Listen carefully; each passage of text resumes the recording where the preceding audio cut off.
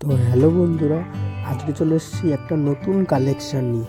এই যে আপনারা কালেকশনটা দেখছেন, এটি থাকছে রাজস্থানী মুগা কাতান সিল্ক। এটা একদম পিওর কোয়ালিটির থাকছে, একদম ডুয়েল টোনের সমেত, এবং কাজটা একদম ইউনিক। এবং পাড়ের কাজটা দেখুন কত সুন্দর ইউনিক ডিজাইন, এবং বডিটা এত সফট কোয়ালিটির হবে, মানে একদম ইউনিক জিনিস।